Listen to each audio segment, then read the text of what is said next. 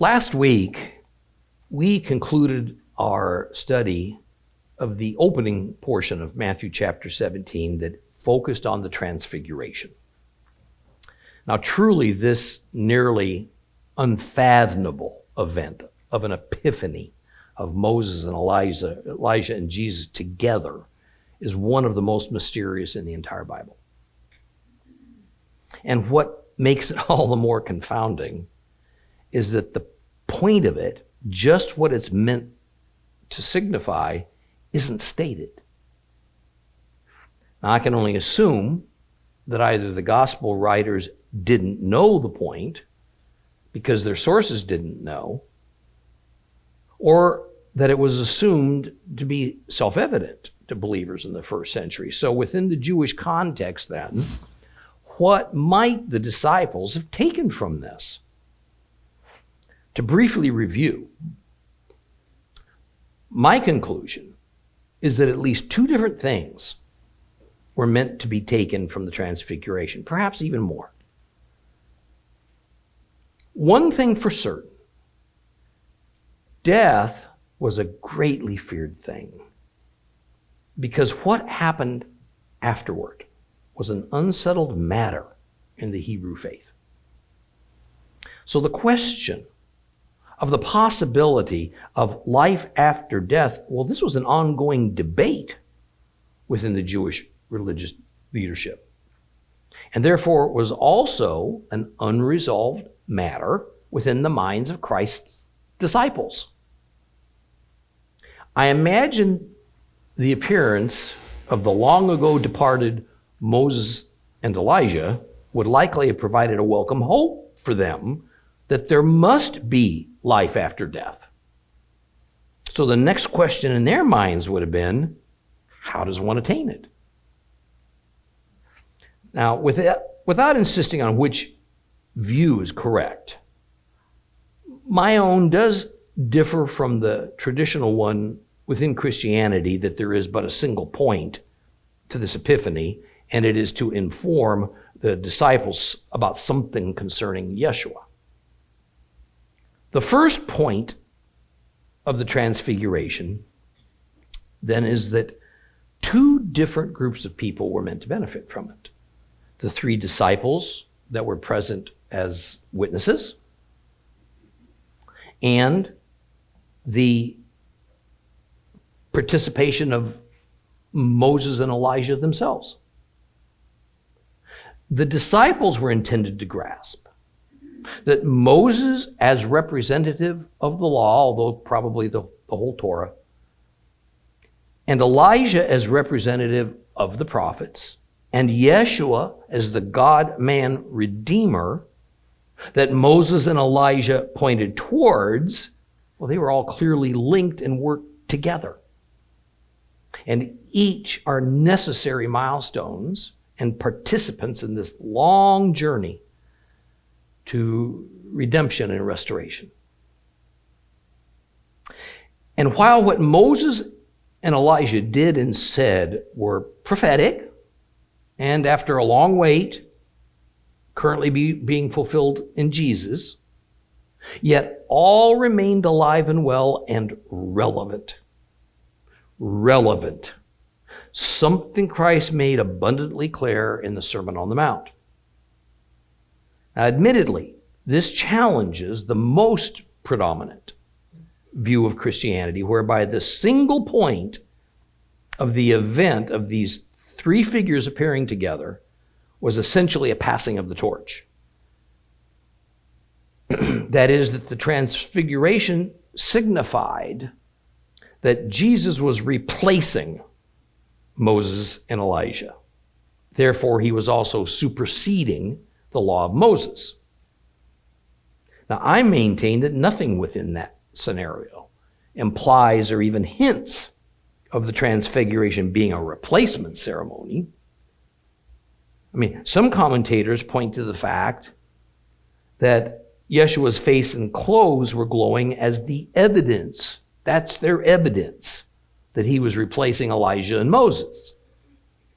Well, I say that of the three figures, he's the only one that was divine. So it's logical that his face and clothes would glow in such a way that it indeed sets him apart as divine.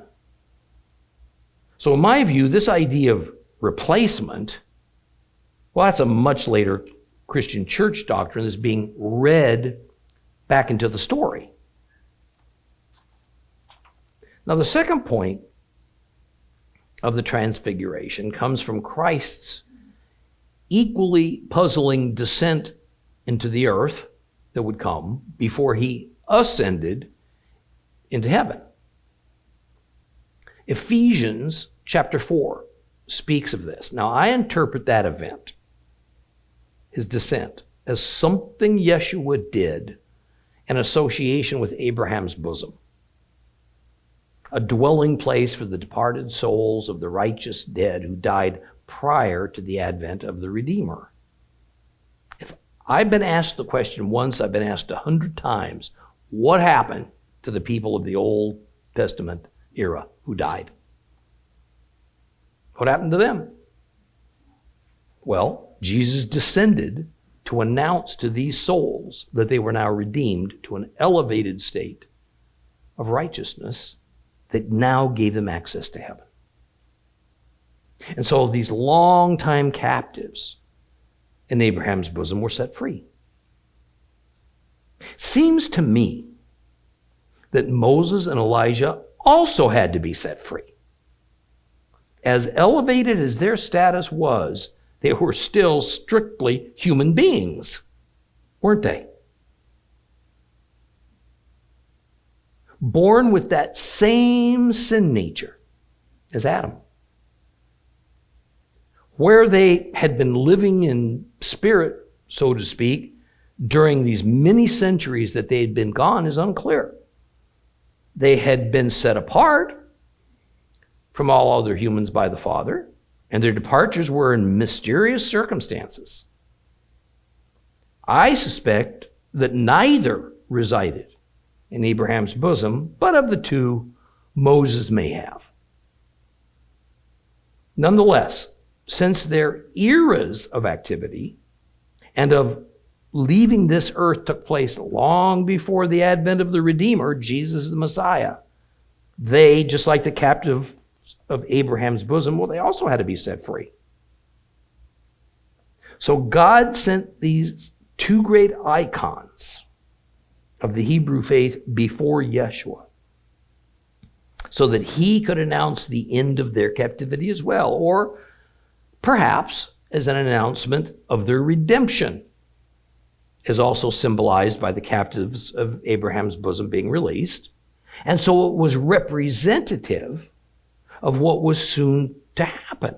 See, Moses and Elijah seem to be the first of those departed from this earth and physical life to be set free, to be redeemed. Only a little later after his death and resurrection will Yeshua do the same for those thousands or millions, perhaps, of righteous souls that had remained safely for centuries in God's care in Abraham's bosom. Might I have this right? I'll ask Yeshua when he comes back. Let's move on now to the next section of Matthew chapter 17. We'll begin by reading the next few verses that tells the story. So open your Bibles to Matthew chapter 17. We're going to read verses 14 through 21. Matthew chapter 17. We're going to start reading at verse 14. Please follow along with me.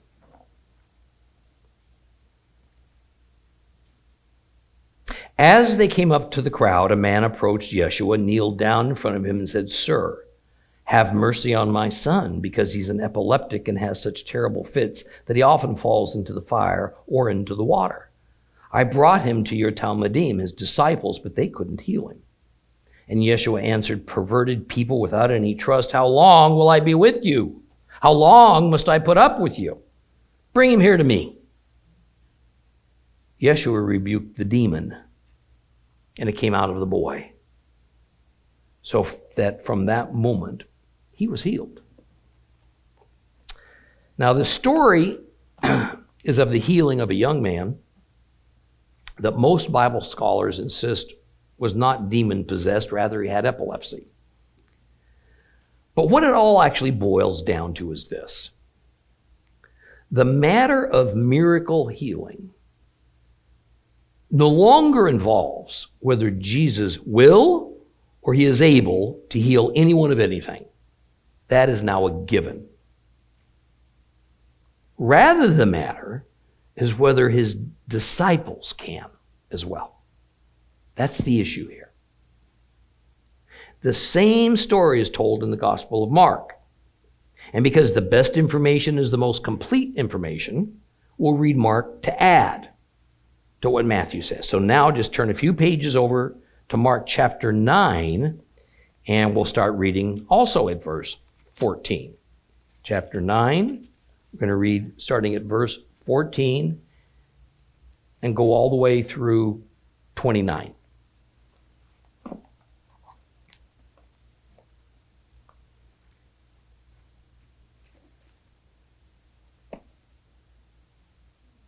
When they got back to the Talmudim, they saw a large crowd around them and some Torah teachers arguing with them. And as soon as the crowd saw him, they were surprised, and they ran out to greet him, and he asked them, "What's this discussion about?" And one of the crowd gave the answer, "Rabbi, I brought my son to you because he has an evil spirit in him that makes him unable to talk. Whenever it seizes him, it throws him to the ground. He foams at the mouth. He grinds his teeth. He becomes stiff all over. Now I asked your Talmudim, your disciples, to drive the spirit out, but they couldn't do it." "People without any trust," he responded. "How long will I be with you? How long must I put up with you? Bring him to me." They brought the boy to him, and as soon as the spirit saw him, it threw the boy into a convulsion. Yeshua asked the boy's father, "How long has this been happening to him?" "Ever since childhood," he said. "And it often tries to kill him by throwing him into the fire, into the water. But if you can do anything, have pity on us and help us." Yeshua said to him, "What do you mean, if you can? Everything is possible to someone who has trust." Instantly, the father of the child exclaimed, "I do trust. Help my lack of trust." And when Yeshua saw that the crowd was closing in on them, he rebuked the unclean spirit, saying to it, "You deaf and dumb spirit, I command you, come out of him. Never go back into him again." Shrieking and throwing the boy into a violent fit, it came out. The boy lay there like a corpse, so that most of the people said he was dead. But Yeshua took him by the hand and raised him to his feet, and he stood up. After Yeshua had gone indoors, his disciples asked him privately, "Why couldn't we drive it out?" And he said to them, "This is the kind of spirit that can only be driven out by prayer." Notice that Mark's account of the healing is virtually twice the length as Matthew's. The answer to why that might be is an open question. However, some Bible commentators think Mark's gospel has been altered and lengthened by some later Christian editors to make the focus of the story something more critical of Jesus' disciples that also implies a Jewish inferiority upon these disciples of little faith who failed to be able to do what Yeshua seems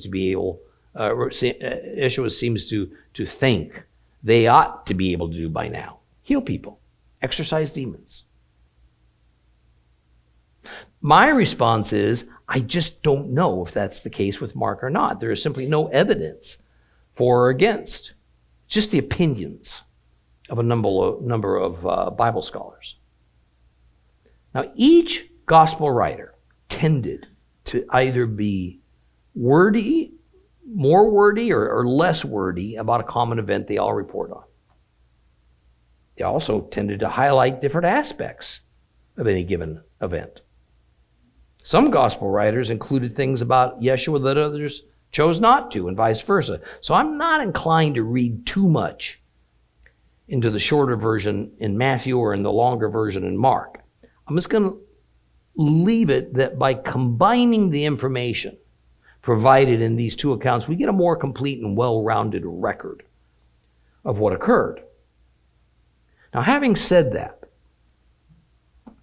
generally speaking, it is hard to dispute that from the far view of the three synoptic gospels, my reading is that Mark's is the least Jewish-oriented and also the most harsh in the assessment of Jews and Judaism in general, believers or otherwise. Matthew's is the most Jewish-oriented of the gospel accounts and the least likely to point out the failures of the disciples or to assign too much blame to common Jews who are naive about their own Hebrew faith, therefore they're easily misled, and also don't understand Yeshua, who he is, what he's about. Luke, he probably falls somewhere in the middle, because this Gentile believer went on the road with the Jewish apostle Paul to several Gentile Roman provinces, visiting several synagogues, and so no doubt gained insight and understanding of Jewish culture and tradition, and therefore of the Jewish point of view. So he displays an obvious level of sympathy and affinity for the Jewish people, even though it is presented from a predominantly Gentile worldview. Now, the opening words of yet another story of demon possession indicate that many of Yeshua's disciples had gone with him to an area nearby wherever it was that the Transfiguration experience took place. Now, having come down from that high place, they almost immediately encounter a crowd. And we find that Jesus has become so well known that the crowds seek him or follow him no matter where he goes. We need to notice that this unnamed father asks Yeshua to heal his son of something that resembles epilepsy. We see the crowds keep coming to Christ for the same reason they always have, for healing. See, they still view Yeshua predominantly and primarily as a tzaddik, a Jewish miracle-working holy man. We must not read the concept of salvation as we think of it today back into any of these stories of miracle working. I point this out because when we read nearly every English Bible version, we'll find that they have the Father saying to Yeshua, "Lord, have pity on my son." That is, the word Lord is capitalized, capital L Lord, thus making it a title. This capitalization is used by a translator to indicate when the person speaking that word means it in the religious spiritual sense that Jesus is the divine Savior and Messiah, the Lord. This is simply not the case. There is no evidence in any of the gospel accounts to this point in Yeshua's life that the crowds are approaching him with this meaning and understanding. Yeshua's life has just not revealed this publicly. Rather, the complete Jewish Bible translation handles this the best. When it says, instead of Lord, it says Sir. Sir. That is, the Father is showing respect to Jesus, not the least of which reason is that he wants something from him. He holds Yeshua in high regard. But he also wants Jesus to exorcise this demon from his son. It's interesting that the Father calls his son a lunatic, not demon-possessed. The Greek word used is solamia zomai. It literally means moonstruck. But in modern English, moonstruck means lunatic. It was a superstition in that era that the moon, the luna, caused mental illnesses and abnormal behaviors. A lot of policemen today said it still does.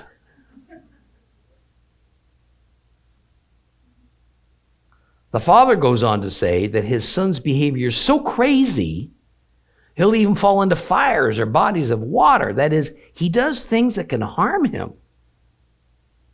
Now, Mark's gospel starts this story a bit differently. He says that Yeshua and his disciples came upon a crowd of people who were loudly debating with some scribes, synagogue authorities, about something. And when the crowd noticed who it was that was approaching, why, several of them ran to Yeshua. And Yeshua asked no one in particular what this noisy discussion was all about. And a person answered. This person was the father of a son that was suffering from demon possession. Mark continues with more or less the same description about what goes on with the boy that we find in Matthew. However, he also adds that some of Yeshua's disciples tried healing the boy, but he couldn't. Back to Matthew. Yeshua turns to his disciples. He strongly rebukes them. Or at least that's the rather standard meaning assigned to Yeshua's words. But when we look more closely, the Greek has Yeshua say, apistos kia diastrepho. The King James Version has the most literal translation that says, faithless and perverse generation. So unless he's calling only his disciples the faithless and perverse generation, then he's using the term perverse generation as he has before. It refers in general to all those Jews living at that time that are blind to the signs of the latter days that John the Baptist showed them, and that Yeshua's very presence is proof of.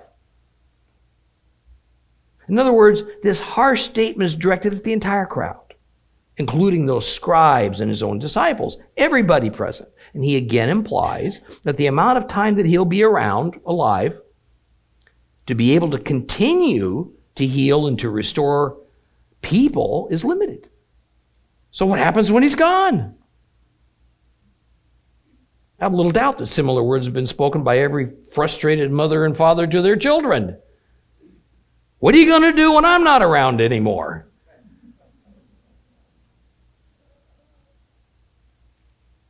The early church father Chrysostom, he saw it the same way. Well, after those harsh words, Yeshua says to the distressed father, bring him here to me. The cure, according to Matthew, was for Yeshua to rebuke the demon in the boy. He did. The demon left, and the boy was cured. But Mark takes this another direction. This is rereading some of it, Mark 9:20 through 27. They brought the boy to him, and as soon as the spirit saw him, it threw the boy into a convulsion. Yeshua asked the boy's father, how long has this been happening to him? Ever since childhood, he said, and it often tries to kill him by throwing him into the fire or to the water. But if you can do anything, have pity on us and help us. And Yeshua said to him, what do you mean if you can?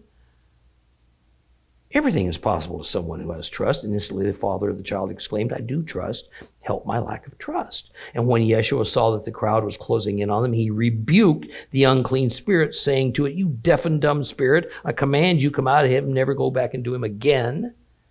And shrieking and throwing the boy into a violent fit, it came out. The boy lay there like a corpse, so that most people thought he was dead. But Yeshua took him by the hand, raised him to his feet, and he stood up.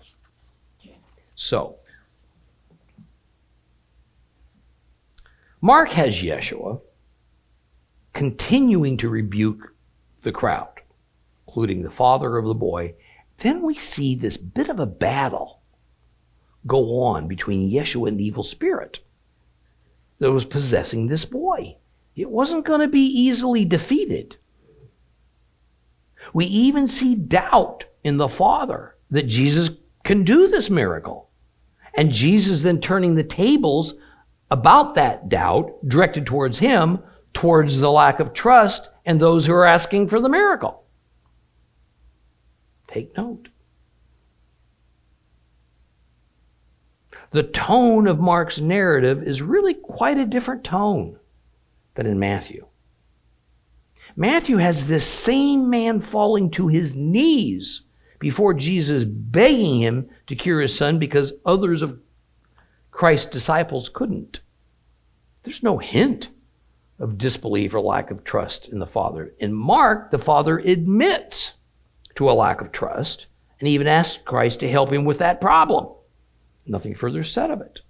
There is no aha moment of the Father. No hint that Yeshua helped the Father to have even greater trust. Even so, Yeshua went ahead with a successful exorcism. So we're again faced with the question of what kind of trust Yeshua is saying people must have in him. What kind? It's left unsaid. Trust that he is a tzaddik that cannot fail. It certainly cannot be trust in him as the divine Messiah, at least not now, because he has told his disciples they're not to whisper a word of it to anyone. Perhaps it is meant in the sense that the Jewish people are like Peter, to have such trust in his person that he is whatever he says he is at any given point in time. And that he can do whatever it is he says he can do in any capacity whatsoever. And in addition, that this trust, it must be large enough that it never wavers, and thus it responds properly to whatever he tells them to believe or to do, no matter the circumstance. I believe that the trust he demands is in the same sense that he expected it of Peter. Well, going back to Matthew's much shorter version of the story, in verse 19, the disciples ask Yeshua the reason that they couldn't heal this boy of his problem. And Yeshua responds, as he has on numerous occasions, regarding the condition of his own disciples, they have little faith. So while in Mark's gospel, Yeshua is telling the crowd and the Father that it is their lack of trust that stymied the disciples from healing the boy, in Matthew, Yeshua is pinning it only on his disciples. In verse 20, Jesus resurrects his previous use of the mustard seed metaphor and parable, and he tells the disciples that if their faith and trust were even that tiny, they could move mountains. Now, folks, this is an expression. It's not to be taken literally. It is also not a parable. It's important. Got to know what kind of literature we're speaking about. This is not a parable. So it can have more than one facet to its meaning. Let's also recall that Yeshua never moved massive geographic features that we're aware of. So such a thing is not in our future either, no matter how much our level of trust in him. See, his illustration is a memorable exaggeration that contrasts a mustard seed that is a tiny, tiny physical object with a mountain that is the largest physical object. While not a parable, certainly the idea of moving a mountain does take the form of a proverb. And from that standpoint, the idea of moving a mountain means to do the unlikely, or from a human view, to do the impossible. As Davies and Allison say, a literal interpretation of this is ludicrous. So we can discard that as a possibility. There's no doubt the point is a small amount of trust can do big and improbable things. Therefore, it is inherently implied that a great amount of trust can do the impossible things. Impossible from an apparent or an earthly standpoint. It is simply an encouragement. It's a call from Christ to trust him fully. Now, here, when we set various English Bible versions side by side, we run into an issue that I think goes well beyond trivial nuance. It's this. Depending on your Bible version, you're going to see some combination or use of the words trust, faith, and belief. Trust, faith, and belief. And it seems that these words are meant to denote slightly different things. And yet in the Greek, they all stem from the same word, pistis, in its various grammatical forms, and thus also stem from the same concept. I think that the complete Jewish Bible has it most correctly rendered by choosing the word trust to get what Christ is saying. Why is that? It is because of what those words, trust, faith, and belief, mean in modern English. How are they used today? Today.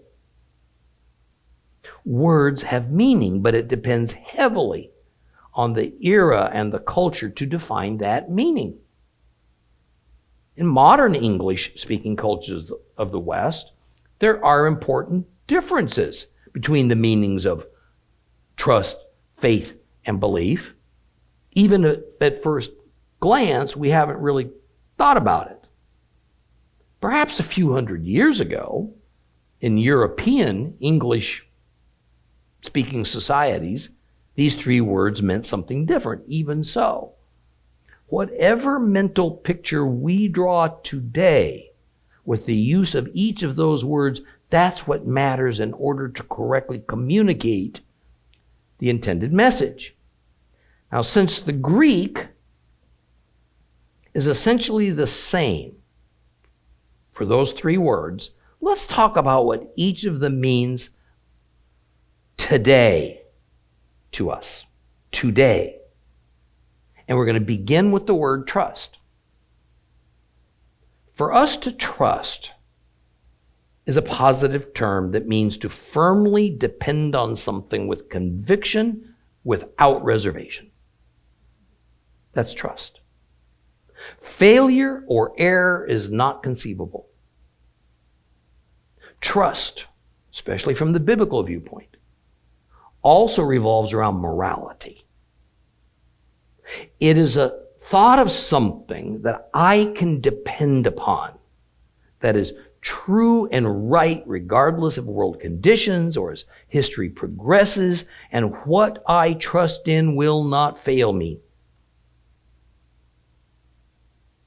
I can say that trust, for example, that I trust that the sun will rise each day just as it always has. There's no doubt about it. Yet there's no moral element to it. So this is not as much trust as it is belief. Okay. Belief. To believe is a conscious intellectual decision to acknowledge that something is as we perceive it to be, or merely that it exists. Now, faith. Faith is an overriding hope in someone or something, and it can or cannot include a moral element. So back to the top of our list of words. To trust in Yeshua means to depend on him and the morality he prescribes without reservation. Trust cannot incorporate or tolerate the idea of doubt. Nor does trust allow for alternatives. Doubt and trust, especially as it comes to spiritual trust, are very nearly opposites. To say one believes in Yeshua means to acknowledge that he existed. Islam believes that Yeshua existed. Some Muslims I have met have a respect for him. They have respect for the lifestyle he preached. But they don't trust in him. They don't depend upon him without reservation. In fact, they worship another God and another religion. They rely on another and different holy book. Another example of belief. I can believe that a chair exists, that it's present, and is something that is designed for me to sit upon. But I don't put my trust in it on a moral or an absolute level. I don't make an intellectual decision that even has some involvement of my soul to depend on a chair without reservation. We know that it could fail us, even though it might be rare. But if it did, outside of our surprise, we wouldn't have a loss of belief in the existence of chairs and the purpose of chairs. Now, faith. Faith is a hope that something's so. Faith doesn't have to have an inherent moral element, but hope, and thus faith, does incorporate and tolerate doubt. I can have hope, faith, it's going to rain, yet also legitimately harbor an equal amount of doubt it won't. Faith is the hope of something as yet unrealized, but in the way we think about it, it may never be realized. I can have faith that mankind is inherently good, even if the evidence shows otherwise. And that mankind's goodness is the path that will eventually lead the human race to a better world. I can hope in science as our deliverer from all our earthbound problems that plague us, even though it certainly hasn't delivered and solved all things thus far, and there is no firm evidence it ever will. In fact, it was science that brought us the ultra-destructive atomic bomb. The hope, the faith we have in science, or what it currently says is fact, regularly turns out to be incorrect. It has to be revised so that we hope now in something else. Faith, hope, allows room that we can switch our hope to something else if we need to. Trust does not. So trust that fails us is not merely disappointing, it's soul destroying. Now, while you might not agree with all my definitions and examples, the point is that these are what these words predominantly mean in the 21st century in the Western culture. Thus, what we have to be very careful about is what English words a Bible translator assigns to what Yeshua or the gospel writer meant, and therefore what he requires of us to be his disciples.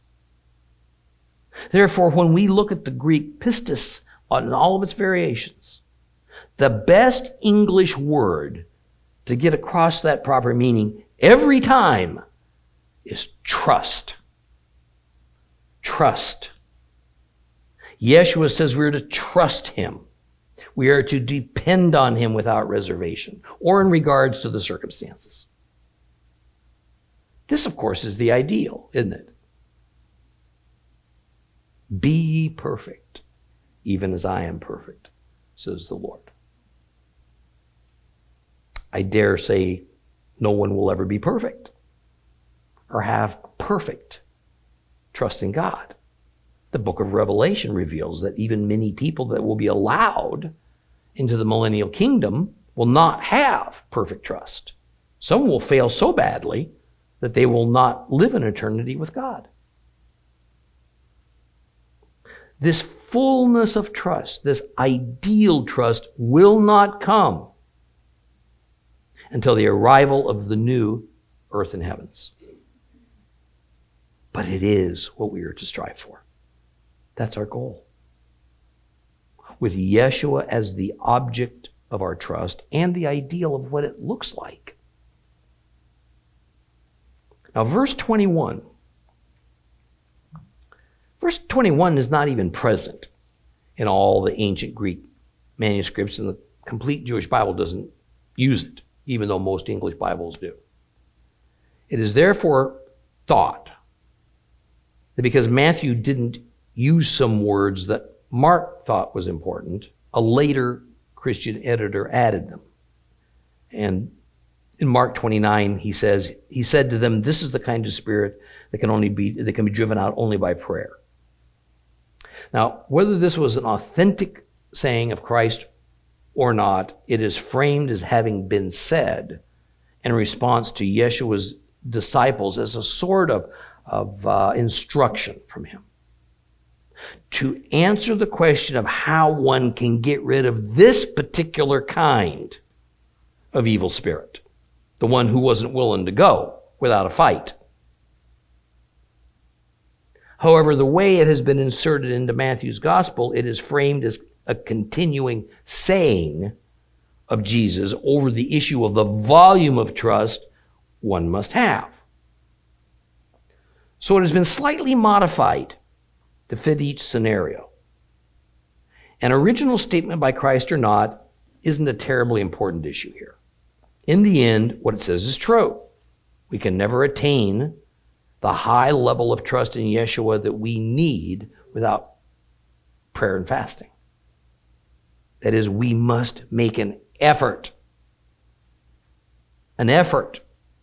We have to take personal action.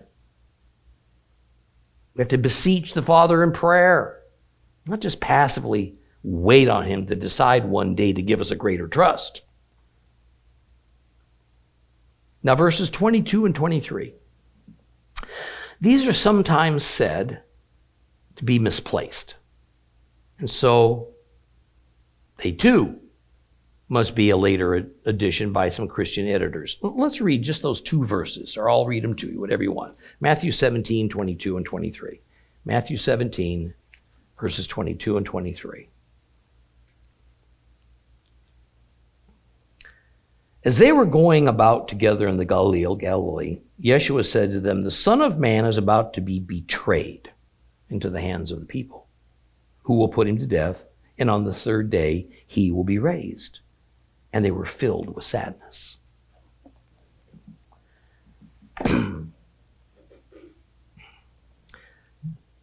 Now, perhaps these few words represent the work of a later editor, although I can easily see how this plays directly into what Yeshua said that is recorded not in Matthew but in Mark, and how Jesus will not always be with them. On the other hand, Matthew moves the location entirely to the familiar area of the Galilee. So in Matthew's gospel, it doesn't seem to be more words about his own demise as it appears like that in Mark 9. Rather, in Matthew, it's another scenario altogether. Why another statement about his impending death when he's already made it clear enough such that Peter got himself into some hot water over disputing it? Because it adds an important piece of information. It says, Yeshua's execution will be precipitated by an element of betrayal.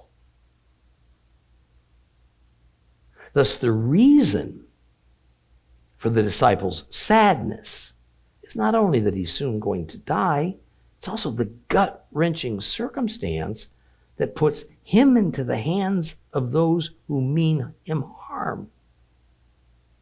See, what must also be noticed is that the means of his execution is yet to be mentioned.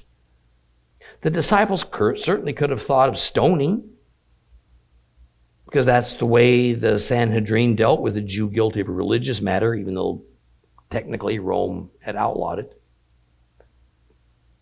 So crucifixion is still not on the table, although, because crucifixion was the usual method of execution used by the Romans for Jewish criminals, that too would have been easily imaginable by the 12 as the method of Christ's death.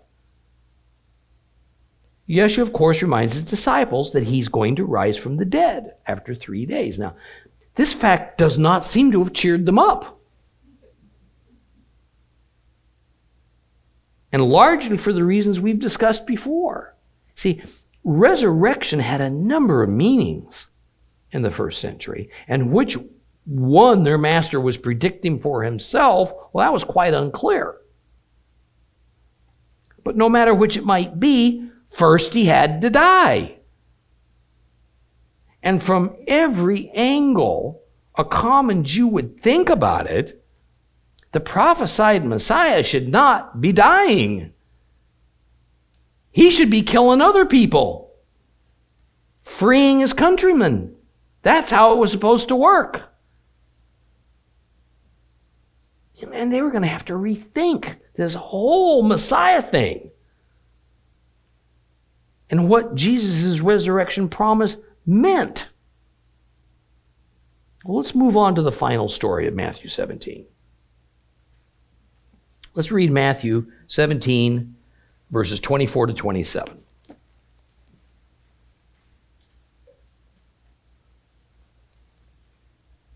Verses 24 to 27. When they came to Capernaum, the collectors of the half shekel came to Kepha and said, that's Peter, doesn't your rabbi pay the temple tax? Well, of course he does, says Kepha. And when he arrived home, Yeshua spoke first. Shimon, that's also Peter, what's your opinion? The kings of the earth, from whom do they collect duties and taxes? From their sons or from others? Well, from others, he answered. Then said Yeshua, the sons are exempt. But to avoid offending them, go to the lake, throw out a line, take the first fish you catch, open its mouth, you'll find a shekel. Take it and give it to them for me and for you. This story is about the temple tax and whether or not the disciples should pay it. See, this means that it took place very likely in March, or the Hebrew month of Adar, which is not long before Passover.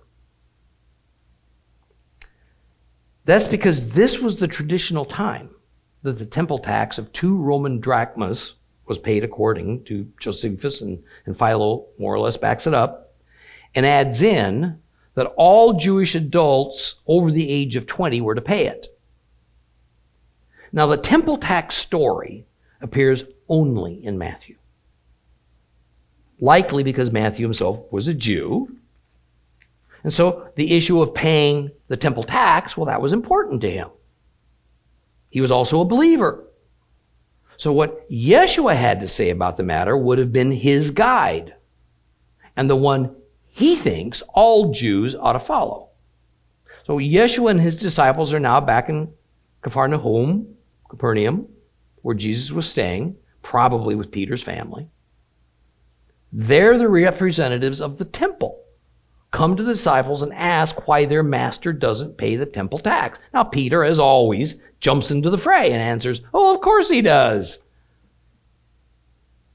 One would have to ask why the tax collectors would even ask such a question. Well, it's known.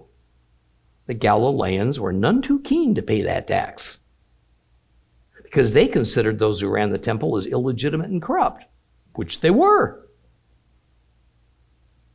The bulk of the money given simply found its way into the pockets of the high priest and his family. Now notice that the words of verse 25 say that when Peter got home, Yeshua spoke first, more or less cementing that Yeshua was still residing with Peter. And Jesus opens up what is essentially a discussion, in Jewish parlance, a midrash, about who among the Jews ought to and ought not to pay the temple tax. The first person he addresses is the one who spoke for Jesus and had said about him paying the tax. Of course he does. Yeshua frames his question this way. In verse 25, the kings of the earth, from whom do they collect duties and taxes? From their sons or from others? Peter responds, from others. So says Yeshua, the sons are exempt. Now please notice that I said this is about the temple tax. But that's actually an assumption. The words temple tax that we find in the complete Jewish Bible and many, maybe most other English Bibles are not actually there in the Greek. That too is an assumption, you see, on the part of the translators. The predominance of Bible commentators assume it is a temple tax that's in question. But there are others that do not. They think this is some kind of a Roman taxation. There have been quite a number of points put forward to bolster each position, none of them very conclusive, in my opinion. Now, part of the reason I lean, I think fairly heavily, towards this being the temple tax is that historians say that 2 Roman drachmas were the equivalent of a half shekel. And a half shekel was the annual contribution all Jews were expected to make to support the temple. The coincidence is just too large to overlook. I think we'll stop here. And we'll finish up next week, a story that has a number of ramifications for us all.